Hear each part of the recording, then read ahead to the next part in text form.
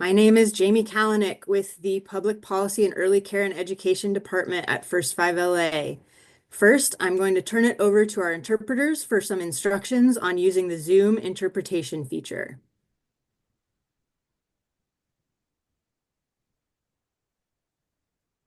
Good morning, everyone. This is your interpreter for today.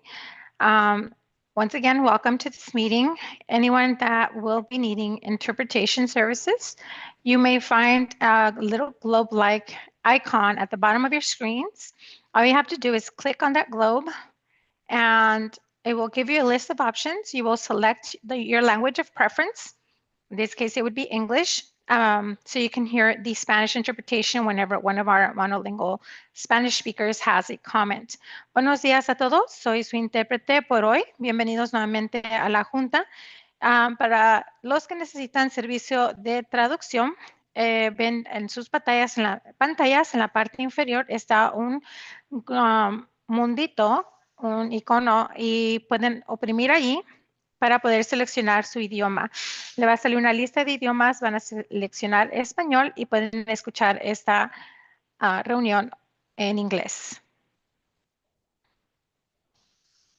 Para los que tienen un teléfono, un iPhone o un Android, van a ir a la parte donde están los tres puntitos, van a hacer clic y ahí pueden seleccionar su idioma también de interpretación.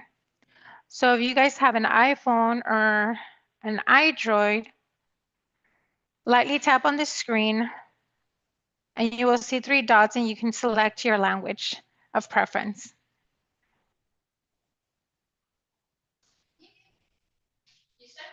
On the iPhone, you will see the list of options where it says language interpretation. You will click on language interpretation and then you will get a list of languages and you can select your language. So si topan la pantalla, van a ver donde les da la lista para seleccionar su idioma. Ya seleccionan español y listo.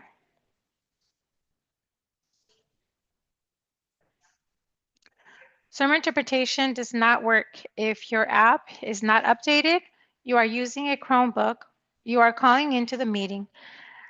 So, la interpretación por Zoom no funciona si su aplicación no está actualizada, está usando un Chromebook o llamó al número para ingresar a la reunión.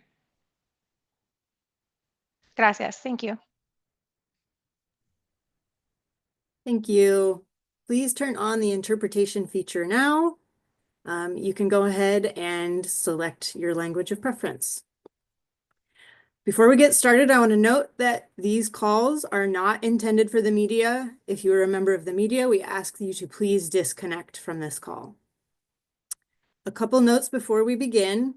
In order to better track your interests, we're using a Google form to collect questions rather than the Zoom Q&A feature. If you're on Zoom, the link will be in the chat. You may be able to raise your hand, but we will only be taking questions and comments in the form. We're open to receiving questions and comments not related to the speakers today, so we know what's on your mind and we can address them in the future. I want you to know that the slides from this meeting, as well as a recording, will be available later today or tomorrow at the website on the screen, childcare.lacounty.gov, and you click the wildfire banner. We will also have the presentations translated if they are not already and posted as soon as possible. With that, I will turn it over to Deborah Coleman, Director of the LA County Office for the Advancement of Early Care and Education. Thank you, Jamie. Good morning, everyone. We have now made it almost through our first 30 days of this horrific experience that we have all shared of the 2025 wildfires. And we are making it through together. So as always, really extending gratitude to our LA County ECE Emergency Response Team for the 2025 wildfires. This is a community effort of organizations, both government and nonprofit, coming together to really be there for our early care and education community.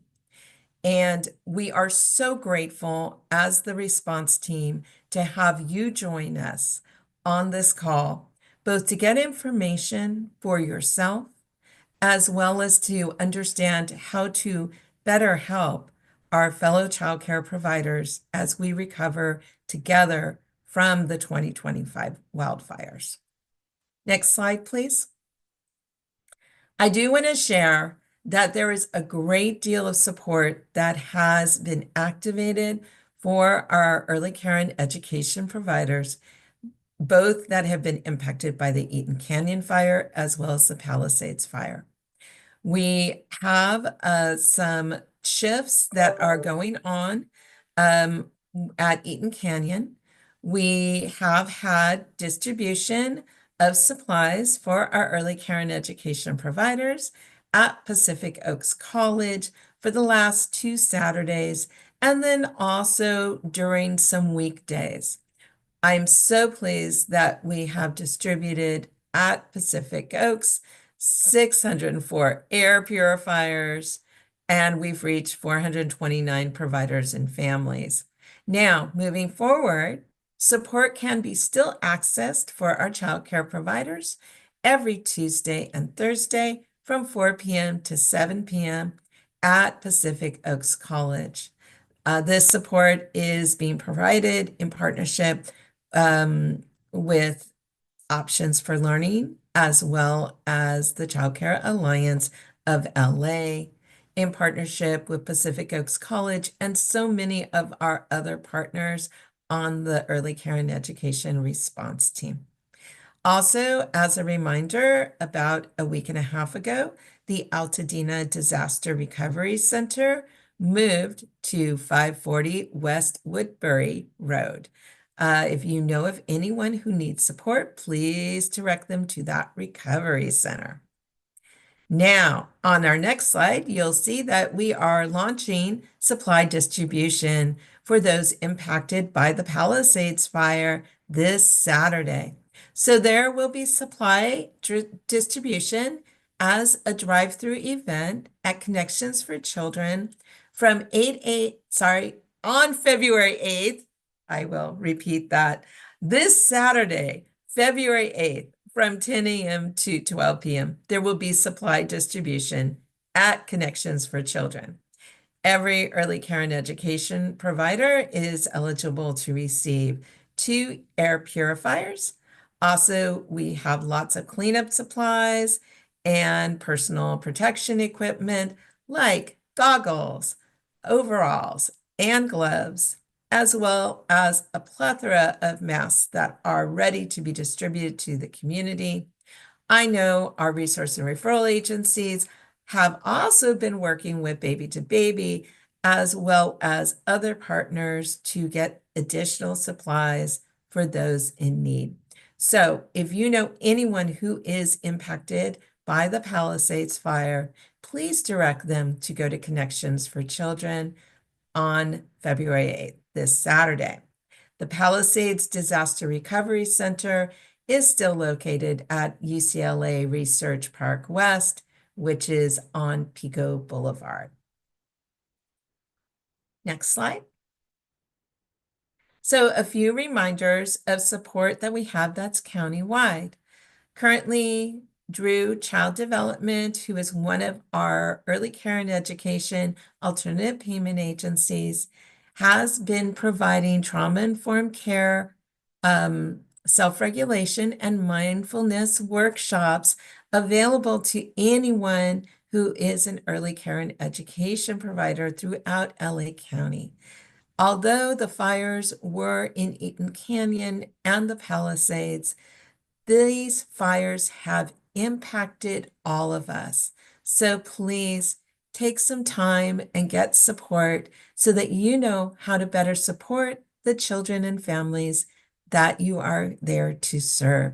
You can sign up for the trauma-informed self-regulation and mindfulness workshops by going to www.drewcdc.org, or you can call Drew directly at 323-249-2999.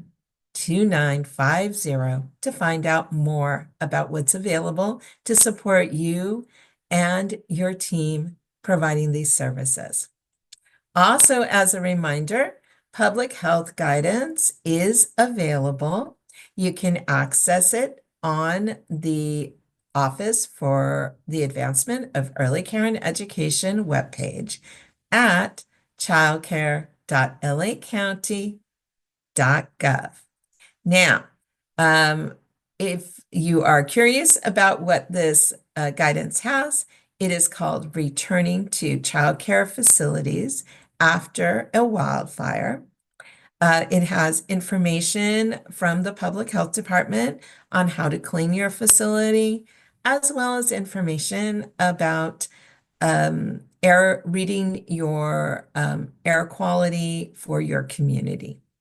Lots of good intel there. This guidance is currently being translated into 11 languages, and as soon as they are available, all languages will be posted on the childcare.lacounty.gov website. Finally, if you are an early educator that is looking for support and you have been displaced from your current workplace, please contact the Child Care Alliance at ccala.net. Also, if you are trying to locate childcare for any families or for yourself, you may contact the Alliance at their website, or you can call them at 888-922-4453. Now, I'm really excited about the next slide because, yes, we have gotten through this first 30 days together, but now it is time for us to begin thinking about that next step of response, recovery, and now resilience. How do we rebuild our early care and education community? So I'm pleased to share that the City of LA released an executive order this week for childcare. And what this executive order does is it reduces barriers from planning departments in LA City, as well as their building and safety departments to help with renovation and development of childcare facilities. This will really help fast track some of the processes, especially if a facility has been damaged or if a facility needs to be rebuilt. That executive order currently only applies to those in LA City, for example, those that are affected by the Palisades fire. This executive order, in partnership with some of the emergency childcare licenses made available through our partners at Community Care Licensing Division, really helped to move our field forward. If you are interested in pursuing an emergency childcare license, you may contact your regional Community Care Licensing Division office or email Michael Duarte. You can reach him at michael.duarte@dss.ca.gov. In addition to emergency childcare licenses and reducing barriers to renovate or develop facilities, I am so pleased to share that the LA County Office for the Advancement of Early Care and Education, with funding from the Hilton Foundation, has expanded its fee waiver program for facility development. So we have approximately $91,000 in waivers that will waive all fees with planning departments and building safety fees. This is really exciting because those fees, if you are doing renovation or development, can basically build up between $5,000 to $10,000 per facility. So this is another little step. And when we're talking about packaging things to make it easier for our early care and education community, all three of these pieces are really important to help as we rebuild together. So if you're interested to learn more about the fee waiver program, you can contact John Gray. So that is J. Gray at lacada.com.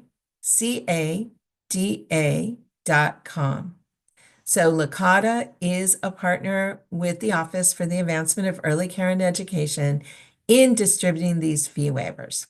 If you are in Altadena and you would like to access a fee waiver, you can also contact the Office for the Advancement of Early Care and Education at lacounty.childcare.gov, because those fee waivers for Altadena are actually ran directly through our office, since Altadena is a part of unincorporated LA County. Very exciting as we start moving from that emergency response period into a time of what do we do next in our recovery process. And our partner in this recovery step really does lie in community care licensing.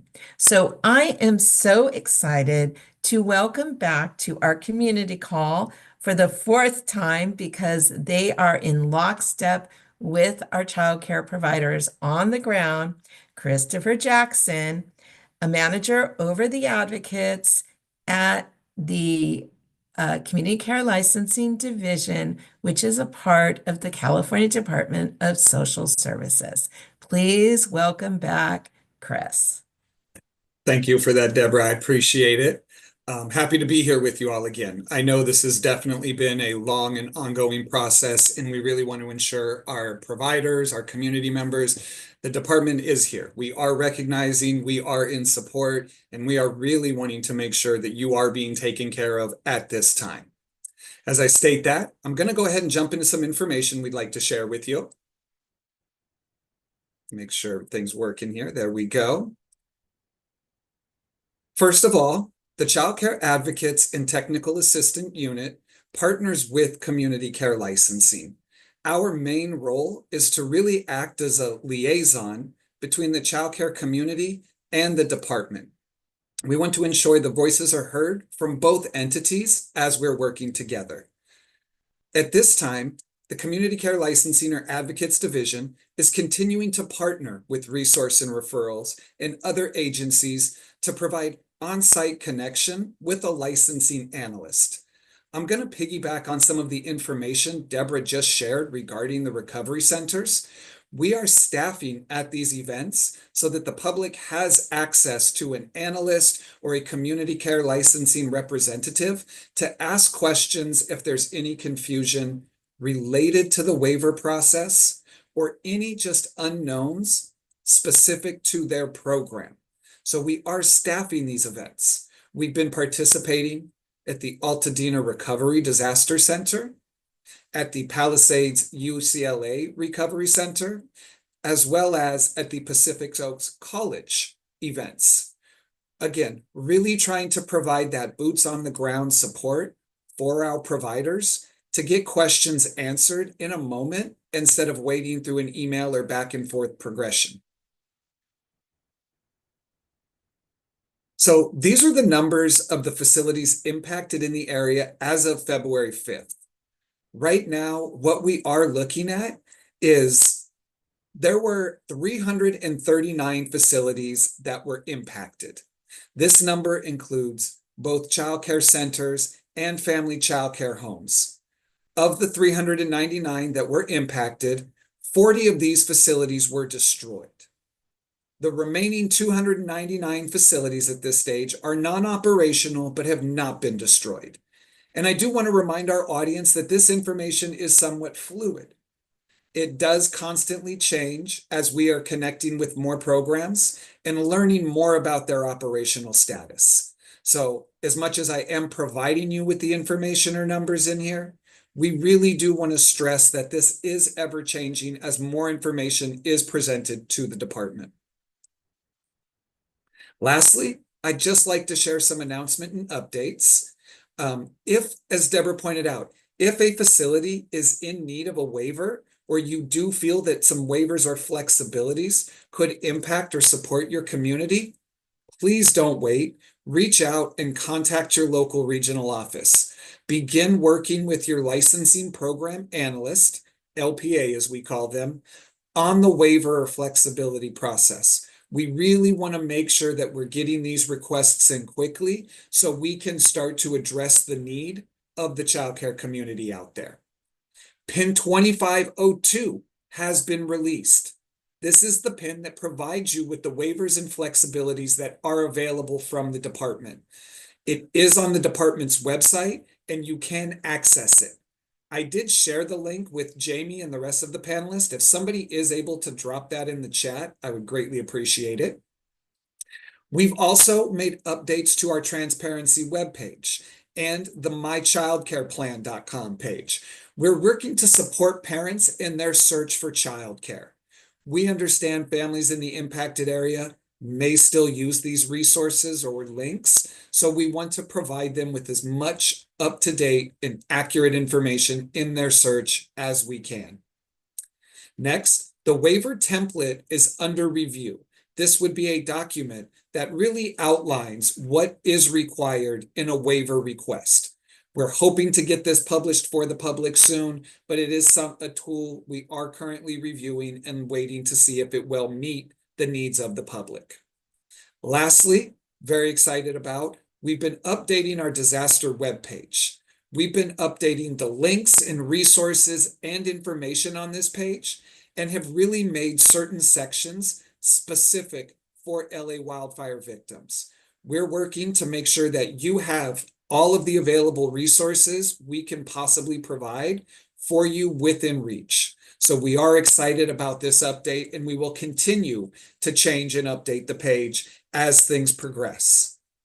That's really all the updates I have for us today.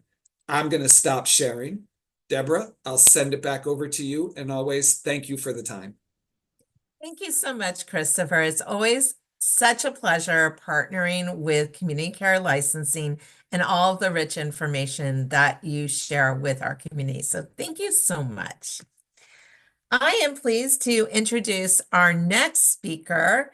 Many of you have worked with her as a partner at Public Counsel before. And once again, Public Counsel is stepping up to be a part of this emergency response and bring valuable information. So please welcome Ritu Mahajan, Directing Attorney at Public Counsel and just a wonderful partner for our childcare community. Ritu? Thank you, Deborah. Hi, everyone. Good morning. Thanks so much for being here today. Let me just share my screen. One second.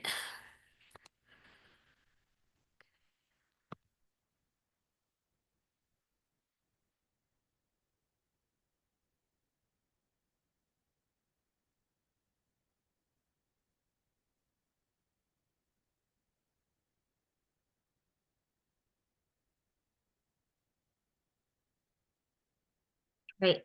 I'm going to be discussing with you all some resources and protections that individuals, families, homeowners, tenants have following a natural disaster. Okay. So just, really quick, my name is Ritu Mahajan Estes. As Deborah mentioned, I'm with Public Counsel. I've been at Public Counsel 15 years. And throughout that time, I've assisted quite a few childcare providers with legal issues.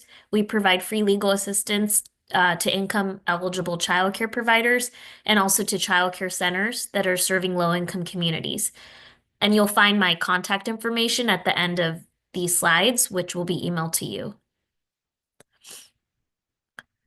This is just a brief disclaimer letting you know that the information I'm sharing with you today is just a general overview, and it's for informational purposes only. Attending this presentation does not create any lawyer-client relationship between us, and it's just an overview. But again, as I mentioned, we do offer free legal services, so you're always welcome to apply for those. So today I'm going to be discussing a few topics that have come up we've been also staffing some of the disaster recovery centers and getting calls from impacted childcare providers, other small business owners, and just individuals. And so I wanted to just share some information I have about FEMA assistance, tenants' rights when it comes to a wildfire or other type of natural disaster, unemployment and workers' rights, homeowner rights and resources, immigrants' rights and resources. I'm also going to provide some information that the county has regarding rebuilding, and also an update on some grants that have come out for workers and small business owners.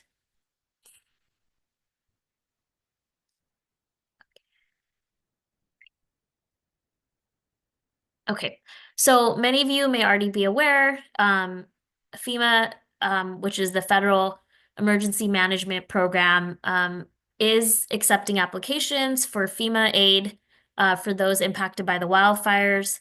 You can apply for the aid online. They have a helpline. They're also at the disaster recovery centers in Altadena and West LA. A lot of people, I think, are finding that just going there in person to meet with them and fill out the application is efficient, and you can get questions answered on the spot. In terms of FEMA eligibility, unfortunately, if all members of the household that were impacted by the fires are undocumented, FEMA may not be an option, the FEMA benefits or FEMA aid. And even if you have an insurance policy that might be able to cover some of your expenses, you should still apply for FEMA aid because, it's possible that your policy may not cover everything. And so it's a good idea to apply for the FEMA aid anyways. What we've seen is that initially FEMA is giving out these payments of about $770, but that's just for like immediate expenses. And then, they can pay much more than that, but it just takes time. And when I was at the Disaster Recovery Center, I met some folks from this group, Catholic Charities, and they offer an amazing case management program that basically helps you for a year and a half while you're like sort of um, dealing with the impacts of the wildfire. And they offer a lot of different assistance, like, help finding housing, help with household needs, help with money. And so I really recommend people apply. It's completely free. And they're kind of meant as a more long-term support for people impacted by the fires. In terms of the FEMA assistance, we've seen that it can take about 30 days to receive money. 10 days after applying, a FEMA inspector may call you to ask about the damages. We've also heard that they might be texting people, so you just, want to be near your phone and not ignore messages or emails or calls. You will want to share with them everything that's been damaged. After the call, within 10 days, there should be a decision letter that's provided to you. If you don't see the letter, log on to the FEMA portal, because I've heard of some situations where people didn't get the letter in the mail, for example, but it was in the portal and they never looked. And so they didn't know that they were approved for something. Even if your initial letter says you're not approved, you should read the entire letter because they may just be requesting that you provide some additional information. And you may also appeal, any FEMA benefit denial letter.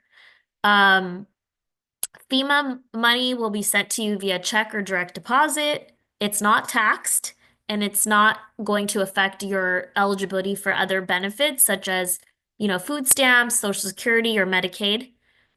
Be sure to save receipts. So if you use the FEMA money, to pay for to replace something in your house, for example, save all your receipts because they can always come back and do an audit or, try to ask you exactly what you spent the money on. And, because they want you to spend the money on the things that you explained to them were damaged. Now, there's this issue that comes up under FEMA related to duplication of benefits. Basically, FEMA can only provide you financial assistance for disaster-related expenses if they're not covered by another source. So they will not duplicate benefits. And what that means is, a lot of people right after the wildfires started GoFundMe campaigns, which I totally understand why that happened. And I think that's a good idea because we don't know how much money FEMA will end up being able to give out to each individual that was impacted. But if you raise money through GoFundMe, and for example, if you raise like, $10,000 and you're going to use that to replace your couch and your carpet, then you can't ask FEMA to give you money for your couch and carpet, right? So FEMA is going to want information from you about how much did you raise from other sources? What did you spend that money on? And you should keep any documentation or receipts showing what you spent the money on so that you can make your case to FEMA that you still need extra money for XYZ because the money you got from GoFundMe, you used it on, other things. So you just want to be very careful about, money that you've raised or got from other sources and keeping good receipts and records of how you've spent it. In addition to FEMA, there are also certain small business association loans that are available. Even though they're called small business loans, individuals that don't have a small business can actually also apply and qualify. And there's a few different types of loans. There's the home disaster loans, the business physical disaster loans, and the economic injury disaster loans. All of them have different deadlines, so you just want to make sure you're aware of the deadlines because some of them are coming up. And you can apply for these types of loans online. There's a 1-800 number. They also have disaster outreach centers where like SBA has set up, to help people apply in person. And yeah, these loans can be used, as is mentioned on the slide, to help you pay for repairs to damaged or destroyed real estate, to help you pay for lost inventory, things like that. But I know, taking out loans is something that people have to carefully think about because, at least for my clients, a lot of them, don't want to take out a loan or they still have loans from COVID that they haven't been able to repay. So I know it's a case by case decision if you are interested in taking out loans, but they are available. I also just wanted to share some tenants' rights information. I don't know how many of you are tenants, but this has come up a lot. A lot of people have been calling, asking, if I'm a tenant and my unit was completely destroyed, do I still have to pay rent? And so the answer is no, you don't have to pay rent if your unit's completely destroyed and you can't live there. Your lease will be terminated and you don't have to pay rent. Your landlord must refund you for, like, let's say you paid rent for the whole month of January and you were only able to live there for 10 days and then it was destroyed after that. Your landlord should refund you, the 20 days from January that you weren't able to stay there, and they should also return your security deposit. If you have renter's insurance, that's something to think about if you want to call them and file a claim, to help cover some replacement of your belongings. FEMA may also be able to help with paying for some rental assistance and lodging expenses. Now, if your unit is not completely destroyed, but it's considered red tagged, that means like a government agency has come in and said like this place is not safe or healthy to live here, then you don't need to pay rent while it's red tagged and it's unusable. The landlord is obligated to make repairs. And once the city or government agency declares that the unit is safe, then you have to start paying rent again.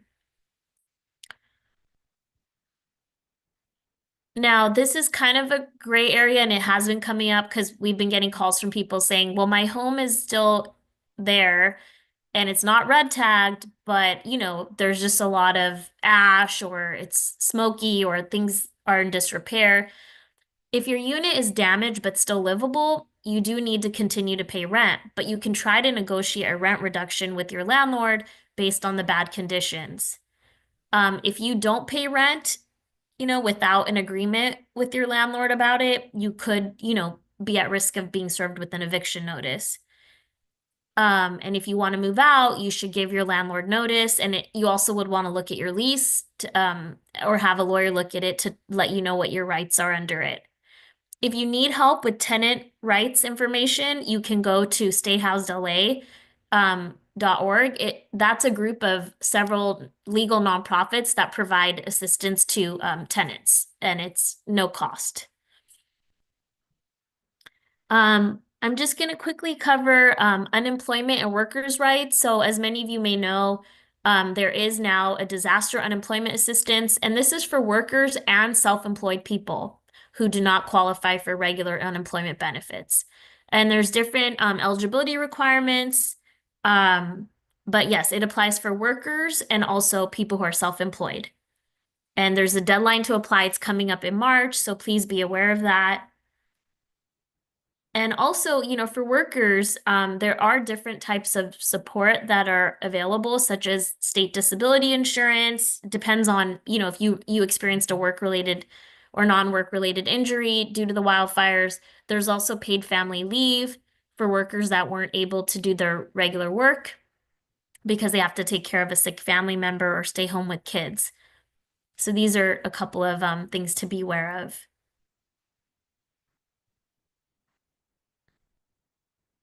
Now, for those of you that are homeowners, unfortunately, even if your home was damaged or destroyed, you still do technically need to make your mortgage payments.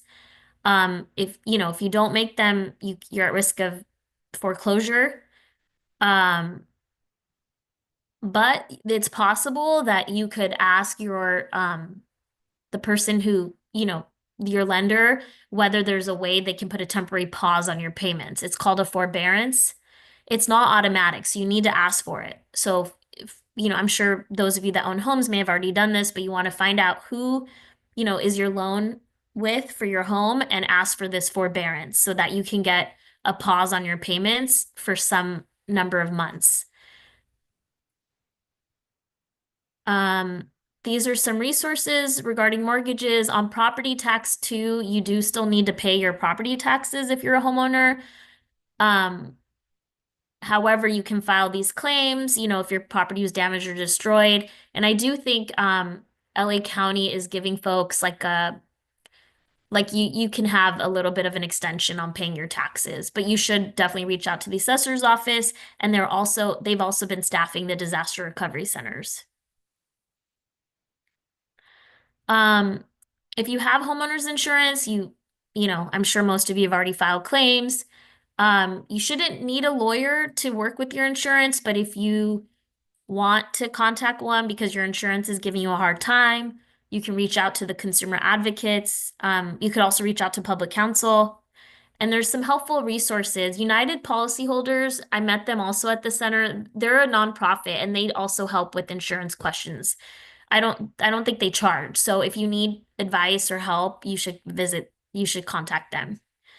There's also a really good webinar that the Beverly Hills Bar Association did on how insurance claims work and what insurance companies typically do to respond, etc. I would recommend watching that. It's linked here. Unfortunately, with the wildfires, we've also seen a lot of scams, where people are posing to be, folks that are going to supposedly help people. There's been people calling homeowners saying, we want to buy your property, what do you sell it for? So you just want to be careful, don't act too quickly, don't trust anybody that's offering to buy your property right now. Just be aware of scams and beware of sharing your personal information. And here's some more resources for you. In terms of immigrants' rights during a natural disaster, FEMA may be able to help with, certain things, even if you're undocumented. And so here's some more resources, for folks that are immigrants that may not have documentation. And for FEMA aid, the financial aid, you do need to be either a U.S. citizen or a qualifying immigrant. And here's some examples of what is considered a qualifying immigrant. And on the FEMA aid, if you have people in your household that are, are citizens or qualifying immigrants, then, you can still apply for the FEMA aid for those people in your household. You don't need to provide your social security number. You don't need to provide any information about your immigration status. If, for example, you know, yourself are not documented, but your children are. Immigration status doesn't matter for folks trying to get the CalFresh food stamps related to disaster relief. Also at local food banks, it doesn't matter, and Red Cross will also help immigrants, and they've been offering some programs for wildfire survivors as well. I don't have that much time, but just want you to know that there is information that the county has put out regarding, you know, how to rebuild destroyed property. Generally, the fire department must review and approve all the rebuilding plans. There's different contact information for who you can contact. And there's a process, right, where they're going to review the plans within a certain number of days. And fees may also apply. And this is just more information about rebuilding. Again, if any of this is confusing or hard to understand, you can definitely contact public counsel. I'll help you. You know, we've served childcare providers for a long time, so definitely happy to help walk through stuff. And again, these are more resources. And I did want to quickly share this information about grants because I know right now money is very important. And like I said, not everybody's open to taking out loans. The LA region, there's a LA Region Small Business Relief Fund that the county has put out, and I think the applications go live today. So please, you know, click on that link, apply for the fund. It's grants basically to small business owners. It's possible to get up to $25,000. I don't know, you know, how many people will get that amount, but it is a grant. There's also a LA Region Worker Relief Fund for workers. And then these are a bunch of other funds that I know about that are to support small business owners. Let's see, and then more resources here. Public Counsel has a whole web page dedicated to fire recovery services that we offer, and it has good information about, you know, mortgages, bankruptcy, just different things that we can help you with, all for free. And then yeah, I think that's it for me. And at the end here, you'll get these slides later. You have my my email address here. Thank you. Thanks so much, Ritu. As always, we are so grateful to partner with Public Counsel to support our early care and education community. Now, I know there are always questions that we have, and Jamie Kalinick has been basically watching and putting together all the questions that have been coming in. And I want to welcome her back, as well as those who are available for questions, which include all of our presenters, plus Deborah Rawson from the Child Care and Development Division at the California Department of Social Services. Jamie, what kind of questions do we have today? Thanks, Deborah. Before we get to questions, I have a quick announcement, which is for the Connections for Children supply distribution that is happening this Saturday, February 8th. An RSVP is required if you would like to get supplies from that distribution. I am putting that in the chat now. Again, for the February 8th supply distribution at Connections for Children, an RSVP is required. So that link is in the chat to RSVP. Deborah, I'm going to call you back because we have a few questions for you.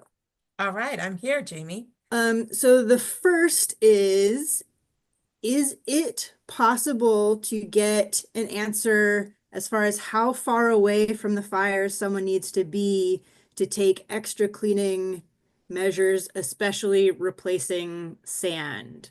Do you either have that information or can you tell us where to get it? So, we have gotten this question a few times. There is no exact distance because it depends where you are and which way the wind was blowing. So what our partners at Public Health and our Environmental Justice Division have been sharing is if you see soot or ash, to clean it. If you see soot or ash on top of the sand in your sandbox to replace it. This really is a case-by-case situation according to what's been going on, and there's no absolute rule of thumb for distance. So if you would like advisement, we definitely can connect you with the right people in our environmental justice department. So please send any questions that you may have for our environmental scientists to respond to DPH OAECE at ph.lacounty.gov. And our team at the Office for the Advancement of Early Care and Education will be sure to send it over and connect you to the right person in environmental science. Thank you. And now we have a question from a care provider that would like to help other families that are in need, that may have lost their homes or their childcare situation. They're asking how might they be connected to families that have been impacted? That is a wonderful question and a good thing for us to think about. Yesterday, we had over 70 community partners show up to our childcare planning committee for LA County, and several of the people in the room wanted to actually see if there was a way that we could support providers, especially in reestablishing classrooms by maybe providing toys or curriculum or furniture. So we are in the midst of thinking about that and trying to figure out a system that the response team could stand up in response to that. So in the meantime, I would say email if you're interested in being a part of that. You can email your idea to the Office for the Advancement of Early Care and Education. Again, at that, let's see, the DPH-OAECE at ph.lacounty.gov. And we will make sure that you are added on our list to contact. But I would say in the next week or two, you will see something stood up so that we can figure out a way to share resources in our childcare community. Deborah Rawson, I saw you come on camera. Did you have something to add? Can you introduce yourself, please? Sure. Hello, everybody. My name is Deborah Rawson, and I'm the Policy Administrator in the Child Care and Development Division for the Department of Social Services. And just to that question, even though I know that there's always more information to come, but I immediately thought of our resource and referral programs that are in those counties. They're there existing prior to this to support families, to connect families with providers, as well as to help providers connect themselves to families. So they are a great resource if you haven't connected with them already. And if you need to know who that agency might be, I'm happy to take an email and get that individual connected to the most appropriate agency for them in the area and the zip code that they're serving. So that's a wonderful suggestion, Deborah. So and it's always best to connect with your resource and referral agency. So if you were wanting to connect to those with the Palisades fire impact, that will be Connections for Children. And if you wanted to support families that are impacted by the Eaton Canyon fire, that actually is Options for Learning. So thanks so much for that reminder to connect to our resource and referral agencies. Thank you. Okay, Deborah, there was a question about the fee waiver program, and some questions of what types of childcare facilities is this available for, and how are you ensuring that it is equitably distributed across childcare facility types? Well, this program has been up and running for about 2 years for unincorporated LA County. It is available for any licensed early care and education program, including centers and family child care homes.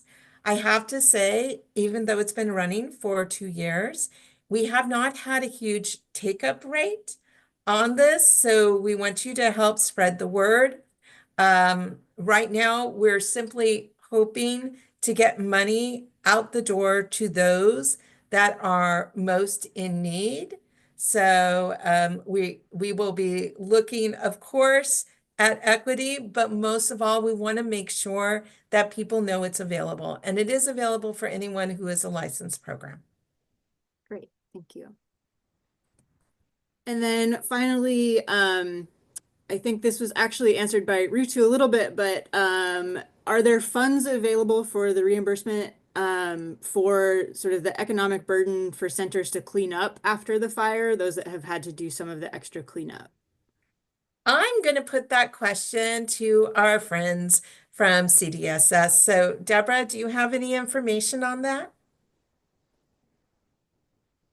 We don't have any information right now on that. So, yeah.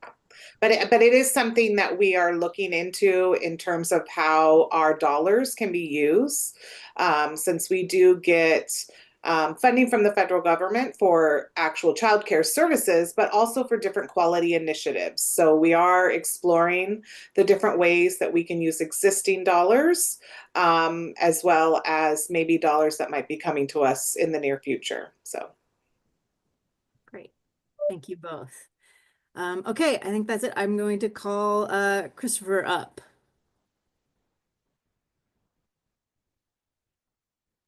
Christopher, thank you for being here. There was a question about the numbers of the damaged or impacted facilities. And there were some questions about if we have any information about where those facilities are, or if there's sort of more breakdown about that, and also about which age groups they serve. I think there's some questions about infant toddler care and if that has been overly impacted. I'm going to be honest with our audience, Jamie. I'm not sure for the exact geographical regions that all the facilities that have been impacted are located in. I can work for our next meeting to find out more specifically as far as the Eaton Palisades fire, which facilities were impacted in those specific regions. And then the work related to the type of program. Unfortunately, at this time, we're not able to determine. We're just receiving information about childcare facilities, if that makes sense. So as we're weeding through the data, we're just trying to hone in on out of the information, which are childcare facilities. As we move forward, I can begin to provide more updates as to which programs have been impacted, as you've asked, infants, preschools, to those effects. But at this time, I just don't have the information to share with you on that. Great, thank you. And then we actually had a question from a license exempt provider asking if there's anything that they need to do to get any of the waivers that you were speaking about. If they're license exempt at this time, there's not really much they would need to do regarding the waivers. They would just want to follow their exempt criteria at this stage. If they would like to make any modifications or changes to the program, again, the best I could encourage that they contact the regional office in their area and begin that conversation with the Central Applications Bureau analyst in there. Great, thank you. And then Ritu, a couple questions for you.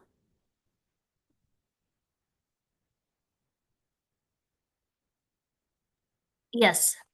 So I think one was, do you know of any support for people who are looking to apply for the small business loan applications? This is an ECE center that's would appreciate some more technical assistance on that. You know, I think there are small business development centers that are doing the actual help to help people apply. I don't know where this provider is located, but one that we work with often is called PACE, PACE. PACE Small Business Development Center. I believe that they have counselors that will help walk you through the loan application. So I would try that. I would also, like I said, apply for that LA County grant that's for businesses because that's a grant. So, you know, doesn't have to be repaid. Yes, this is PACE. Great. Thank you. And then, is it okay if I share your email in the chat? Some people were asking for your Yeah, email sure. information. Okay. Great. Have that in the chat. Okay, so that is all the questions that we have time for today. I know that there were some more that we weren't able to get to today, but we will continue trying to answer those in future calls. I do have a couple things. So far, we have been doing weekly calls, but we are going to be moving to a bi-weekly schedule, so you will not see us next week, but we will have another call the week after. Again, if you registered for this call, you will get information when the next call is scheduled, and we have the registration available for that. We are also have a survey for you, which is going to help guide us in what information you would like at these future calls. So I'm going to drop that survey in the chat now. It's very short. It has some check boxes, but we are also open to other ideas. We really want to make sure that these calls are getting at the information that you need and that we're pulling together those resources for you. Deborah, did you have something you wanted to add? Oh, no, I just wanted to show up to when Hey, we say everyone. farewell to say goodbye to everybody. Great, thank you. The slides and the recording from the presentation will be on OACE's website later today. Please continue to reference that. It is LA County, oh, sorry, childcare.lacounty.gov, and there is a banner that you can click on for wildfire resources. Again, we will be back in 2 weeks. As always, thank you for all your effort and courage in this challenging time. We are here to support you as you serve the children and families in our communities. Please stay safe. We will log off for now. Thank you.